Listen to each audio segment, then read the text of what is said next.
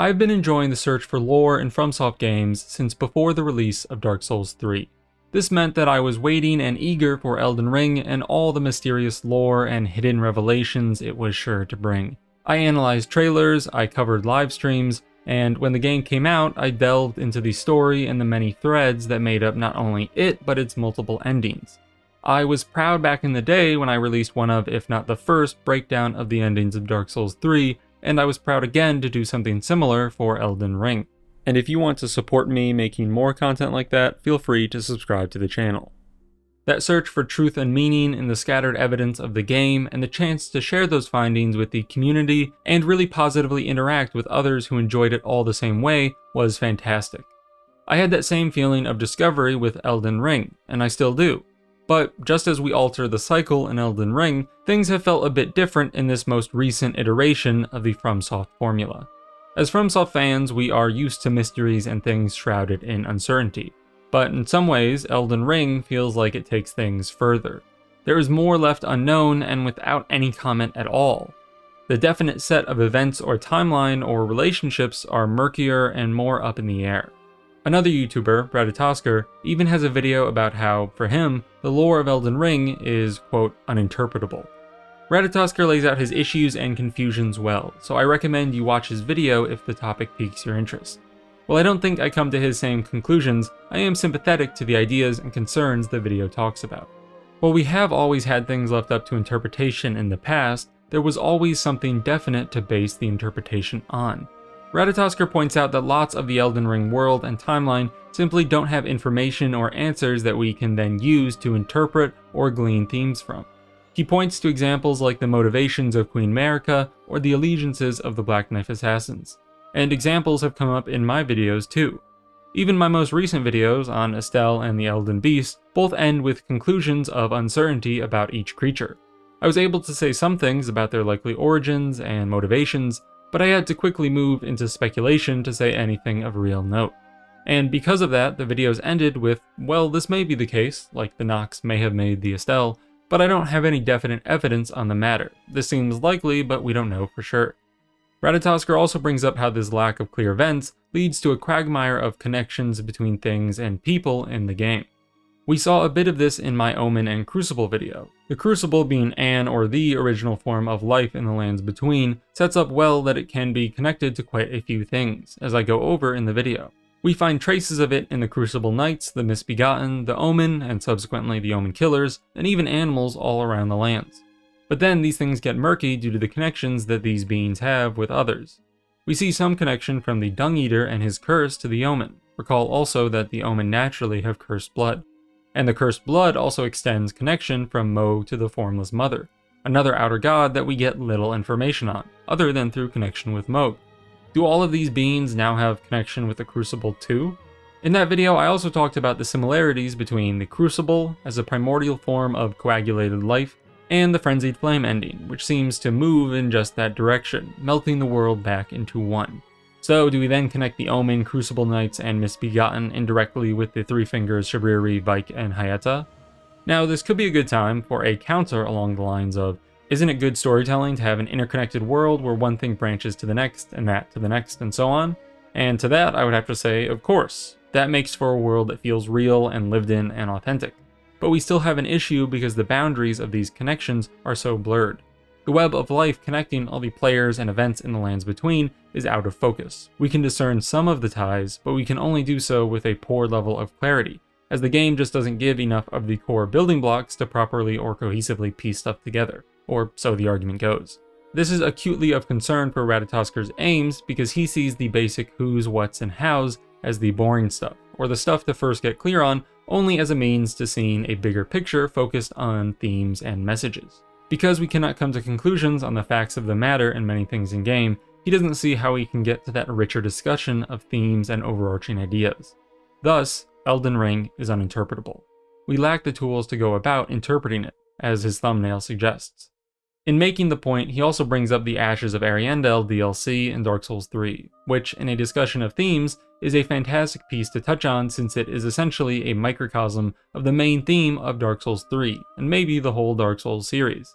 Feel free to see his video for a more in-depth discussion of it, but succinctly, The message of Ariandel is that of the response to stagnation. As things age and stagnate, the world rots. And there are two possible reactions to this rot. We can either try to endlessly prolong life and the world as we know it, suffering through and bearing the effects of rot and stagnation, or we can let what we know come to an end. We can accept its death and let a new age usher forth. In Ariandel, this new age is brought about by the burning of the old world.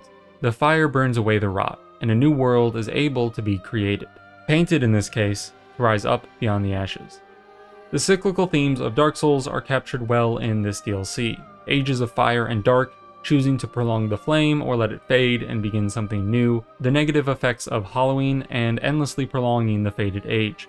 All of these themes are present in the games, and they are nicely captured in the short experience of Ariandel. It seems clear to me that these themes and messages line up with the quote-unquote best ending in the base game of Dark Souls 3, too. Yes, FromSoft does leave the choice and interpretation up to us the players, but their overarching themes in support of self-determination and in condemnation of stagnation, of endlessly prolonging that which should be allowed to end, make it seem pretty cut and dry to me that the proper ending for Dark Souls 3 is to let the fire fade. Opting to do so with the help of the Firekeeper allows the ushering in of a new age free of any remnants or power grasping by the player or the followers of Koth. It cleanly captures the overall ideas and themes of Dark Souls 3 with a player choice. Coming back to Elden Ring, I could say that this example should make us look to a potential DLC to answer our questions. And I will do that. I do hope that we get a DLC that fleshes things out, but I'll give such an answer with a very big caveat. The DLC won't get rid of the issue with the base game, unless it includes some retconning or something like that. In Dark Souls 3, we could come to a conclusion about the themes and choose the ending which corresponded best to that conclusion, and we could do all of this without needing any guidance from any DLC. The DLC just acted as a reinforcement or retelling of what we already were told.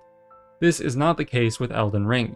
While we may be able to get more clarity from a DLC, the base game itself does not support a similar conclusion-making process. When it comes to the endings of Elden Ring, I feel less confident that I can say for certain how one rises above the others in gelling with the themes of the game. Of course, I still do say so, just with less confidence. Ranni's ending really does seem to me to be the best encapsulation of player choice, but I can only defend that viewpoint with arguments and evidence up to a limited threshold. In this game more than any previous one, I feel less able to say that the correct ending is not just a matter of preference, and I see more people favoring different endings in this game than in Dark Souls 3. Editing Mad here with a possible correction. I ran some polls in my community, and people seem to be in more agreement about the Elden Ring ending, the Age of Stars being a canon ending, than they do with Dark Souls 3 endings. So maybe I'm mistaken and the ending for Elden Ring is actually more of a consensus than the previous games. Obviously, this could just be a bias of what I've been exposed to, but through my discussions with other content creators, the greater level of unclearness seems to be something we agree on, even if the degree to which it matters may be up in the air. So we may be in a less clear position now. But does that mean that we have to wait until DLC comes out to make any kind of conclusion? Or can we come to some kind of understanding about what themes and ideas are central to the game right now? As someone who is continuing to make these videos, my answer will probably be unsurprising. Yes, I think we can make some worthwhile conclusions and find some meaningful answers in the search. On one level, all of this confusion and unclarity can constitute a message itself. This is something I really picked up on in talking to another creator, Crunchy, who makes great in-depth lore videos. Make sure to go check out him and his recent video on what Elden Ring means if any of this stuff is enjoyable to you. The whole context of the Elden Ring being shattered can justify the hodgepodge of events and timelines that we find. The Elden Ring helped constitute the order of the world, and with that broken, the logic of the world is broken too. We as players take up the role of choosing what to do with the ring in the ending we choose. We can mend it a certain way, bring in Ranni, or burn everything with the Chaos Flame. As the logic of the game world is broken, we as players are the ones to set it right. As such, it is up to our choices and our own sense to make sense of the story and the events we find in-game. And in Crunchy's words, ultimately, the game is about the player deciding how they think the world should be ordered. As a player, your beliefs about Elden Ring decide how the Elden Ring in-game is repaired. From Software has put the story making in our hands as players, somewhat similar to what they did with Halloween in Dark Souls. making it dependent on whether the player themselves seeks to continue to push through the game or give up and go hollow, thereby letting their player character go hollow too. But even past this larger player narrative of choosing what to make of the world, we do still have some level of certainty about in-game messaging and thematic choice. Through what the game does give us, we can learn about things like the Frenzied Flame, for example. We come to understand its motivations, even if its origin and specific implications are still murky. And in terms of conclusions, I think we can find justification to reject it based on the themes of the game, which emphasize and extol striving despite struggling, finding beauty in hardship, and never choosing to give up, basically everything the opposite of what the Frenzied Flame and Shibriri say. The game even gives us Melina to reiterate these themes when we are deciding if we should make the choice. Obviously, the player can still choose the flame just to see the ending, and many of us do or did, but in determining what the right course of action would be, and what should be canon, if anything, what we think of as canon, the themes are present in-game which make a pretty clear delineation that does not support the Frenzied Flame ending as best or right. At least I'm pretty confident of that. Now, we can still say that the intense ambiguity in this, and especially other things which we know even less about, like the Black Knife Assassins for instance, do take away from the overall richness of the experience and story. Things are just a bit off with so little known about so many of the events and the characters, especially characters who act in-game and who we interact with, like Melina and even Ronnie to some degree.